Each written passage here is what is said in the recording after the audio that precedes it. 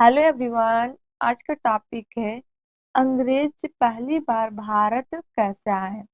24 अगस्त 1608 को व्यापार के उद्देश्य से भारत के सूरत बंदरगाह पर अंग्रेजों का आगमन हुआ था, लेकिन 7 वर्षों के बाद सर थॉमस शिरो की अगुवाई में अंग्रेजों को सूरत में कारखाना स्थापित करने के लिए शाही फरमान प्राप्त हुआ।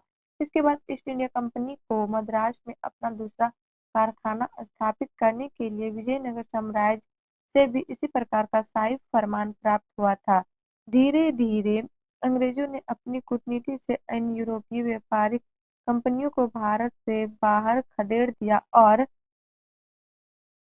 अपने व्यापारिक संस्थाओं का विस्तार किया। अंग्रेजों ने भारत के पूर्वी और पश्चिमी तटीय क्षेत्रों में कई व्यापारिक केंद्र स्थापित किए और कलकत्ता, बॉम्बे और मद्रास के आसपास ब्रिटिश संस्कृति को विकसित किया गया। अंग्रेज मुख्य रूप से रेशम, नील, कपास, चाय और अफीम का व्यापार करते थे।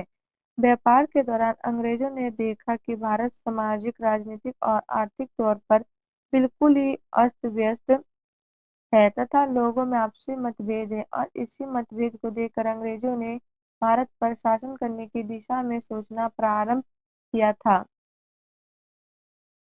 सन 1750 के दशक तक ईस्ट इंडिया कंपनी ने भारतीय राजनीति में हस्तक्षेप करना शुरू कर दिया था। 1757 में प्लासी की लड़ाई में रॉबर्ट क्लाइव के नेतृत्व में ईस्ट इंडिया कंपनी ने बंगाल के नवाब सिराजुद्दौला को पराजित कर दिया था। इसके साथ ही भारत में ईस्ट इंडिया कंपनी का शासन स्थापित हो गया था। अंततः 1857 के पहले स्वतंत्रता आंदोलन का या 1857 के विद्रोह के बाद 1858 में भारत में ईस्ट इंडिया कंपनी के शासन का अंत हो गया था। भारत से ईस्ट इंडिया कंपनी की विदाई के बाद ब्रिटिश क्राउन का भारत पर सीधा नियंत्रण हो गया, जिसे ब्रिटिश राज के नाम से जाना जाता है।